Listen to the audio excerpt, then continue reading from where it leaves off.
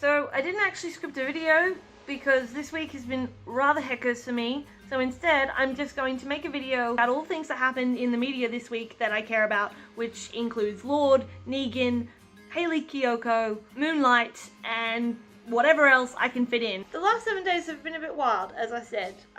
Last Saturday I had to put down my cat at 8 years, Jada. I've mentioned her before in other videos.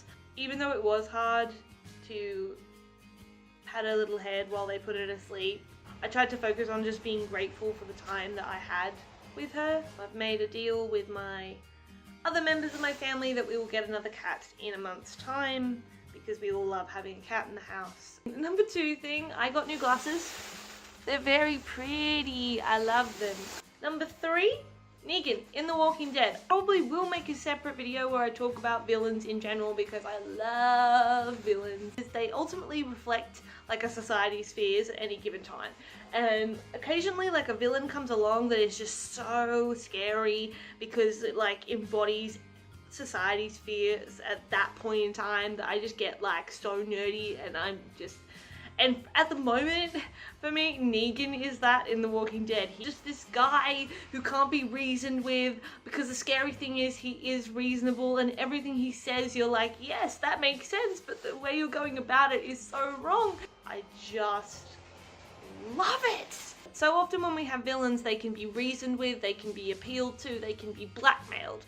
But I think what's scary about Negan is that he can't be blackmailed, and everything that he says he's going to do, he does. He says he's going to kill 2 people if Rick doesn't shut up. Well, guess what? Rick didn't shut up, so he's going to have to kill 2 people. And I think especially now that we're living in a very scary world with Trump and Brexit, he embodies that idea that we need to take what people say seriously. Negan represents is this complacency that we've developed as a society, almost like we believe that people are just clickbaiting us, and that, you know, once we actually put them in the position that they want to be in, they won't actually do what they've been saying to do. Negan embodies so many politicians, you know, who we underestimate, who, you know, will say things like, I'm gonna build a wall. He might not build a wall, but then he'll put a travel ban. Like, he won't exactly build a wall, but he's building something. He's building a society that is a wall within itself. And I think Negan is a really scary and a really brilliant villain in that sense, because he shows that mentality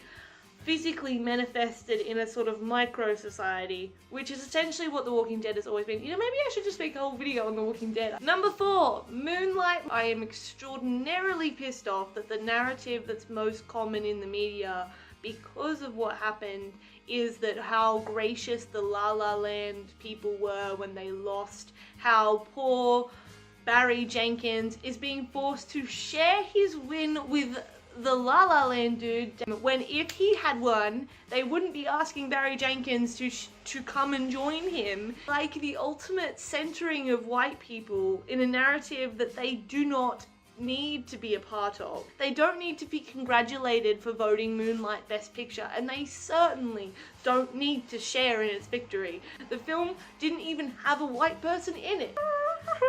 Number 5. I've been rewatching Merlin, which is probably not the best thing that I'm meant to be doing, especially when I'm doing, you know, 6 subjects at uni and have multiple books for each subject to read. And really, all I want to say on this subject is that I'm pretty sure that Gwen and Morgana were gay. Speaking of lesbians though, number 6, Hayley Kiyoko dropped her new her new music video, Sleepover. It is amazing. Before I realized that I like girls, I used to have like these weird crushes on friends, and I used to like never be able to figure out like, oh, maybe I just really like having a friend because I was a really lonely kid, or maybe this is like a romantic thing. Still to this day, there are people in my life where I don't know how I feel about them, but, you know, in the end I just sort of come to the conclusion I'm glad that they're in my life. I think she captures that really well, and it's also the first music video she's made with a person of colour, a black person of colour as her love interest, which is lovely, because many of the criticisms of her previous videos was that she's always with sort of skinny white girls. And Hayley, just putting it out there, if you would like a mixed Indigenous Middle Eastern person of colour in your videos, speaking of new song, number 8, Lorde! Lorde finally dropped her new song this week, and it is amazing. I love Green Light. I love the name of the new album, Melodrama. You know, it is so cool. You know, it's her sophomore album. I feel like already, like, the sound is much more deeper, it's much more mature. I mean, she wrote Pure Heroine to be all about being a teenager and that sort of wildness and highs and lows that come with that. I feel like this is a very much grittier. Green Light is such a banging song. It is such a dancey song, you know? I didn't expect that from Lorde. Like, I mean, not that she hasn't written dancey songs, but this is such a, like, I could request this song if I was in a club. Not that I ever go to clubs, but in theory, if I was in a club, I could request it, and then probably have to put my earbuds in because I have really sensitive hearing and my tinnitus would go nuts. Number 9, I saw Logan last night. I am the world's fakest Wolverine hater. Like, when I'm not watching a Wolverine film, you can bet that I am the #1 critic. Like, Hugh Jackman could come up to me in the street and I am that adamant that I hate Wolverine that I'll be like, excuse you.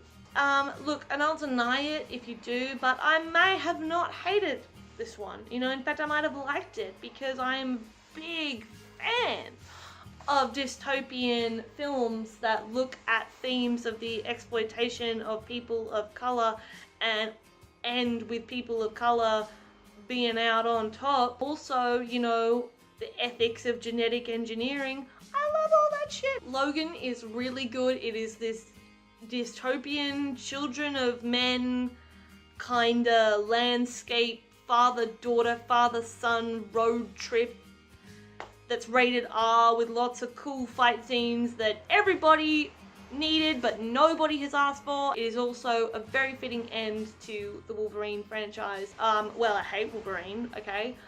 I don't hate him. But if I was going to say that, I would say something along the lines of, I don't hate Wolverine because he is the one sort of character that I can count on to be consistent, that I can count on to be the center of the story, even when the story itself is weak. The X-Men franchise, especially with X-Men Apocalypse, has become rather weak. Like, I love James McAvoy as Professor X, and anyone who you speak to who knows me will tell you that I have said some things about James McAvoy as Professor X that would probably make you think I wasn't asexual. I still am. It's just nice in theory sometimes to think that potentially I could be like that, but yeah, no. Everyone is really aging out of that franchise now, you know, except for Halle Berry, because she looks amazing no matter what she does, and Famke Janssen's. Like, you know, it's not just Black Don't Crack, it's like, these ladies, like, they've got an actual mutation. But I gave Logan a solid 4.5 stars. It is a brilliant dystopian sci-fi film, if nothing else. Also, finally, giving him an R rating also meant that he could explore he could explore himself the way Wolverine always should have, but I feel like Wolverine has always been held back by the PG-13-ness of having to deal with a bunch of teenage mutants. So yeah, Logan, excellent movie. The hero of the story is the little girl, and she's Latina, and her friends, who are also a very diverse bunch of kids, which is awesome. Number 10 of the things that I have been thinking about this week is Casey Affleck. I made a post that went a bit viral, and it was saying, like, stop giving awards to men who abuse women.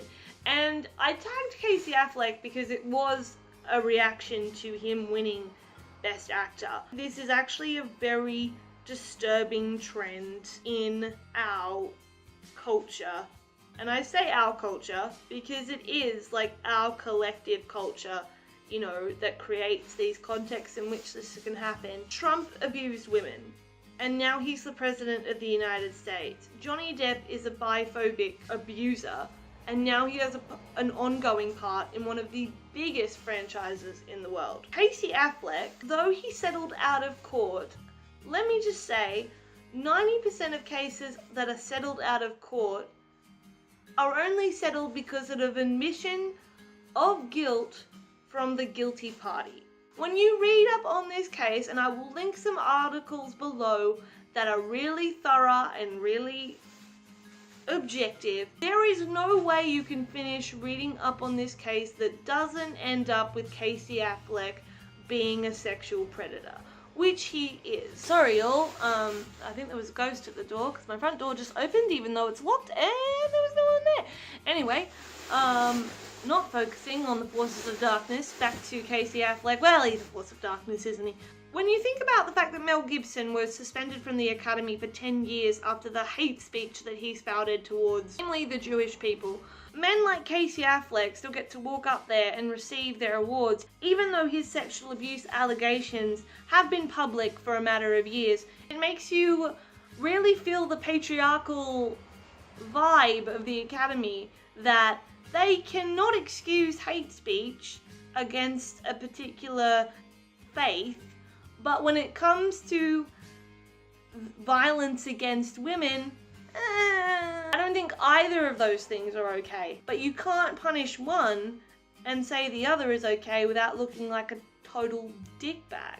You can have Meryl Streep get up there. You can have her talk about how Donald Trump is an ableist, racist asshole. Like nobody knows that. All that activism, it doesn't mean anything. It doesn't mean anything if you're still giving awards to people like Casey Affleck, if you're still sharing awards with Moonlight, even though it was the sole winner of that award. All this tabloid activism perpetuated by organizations such as BAFTA, such as the Academy, none of it means anything if you don't put your money where your mouth is. If you don't say, well, you know what, Casey Affleck? No, you abuse women. Your award is revoked. We strip Olympians of their gold medals if we find out that they cheated, even if it's 20 years later. Why can't we strip people of their awards if they've committed a crime, especially when it's one that everybody knows about?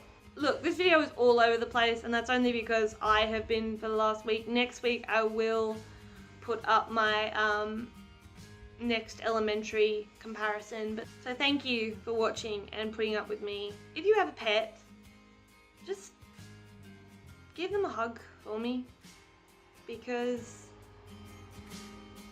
I miss hugging my cat. I don't want you guys to miss your pets. I'm probably gonna go watch X-Files now. Don't forget to subscribe and comment or like or do none of the above, whatever. I don't mind. I'm just talking. I'm just chatting. Bye guys.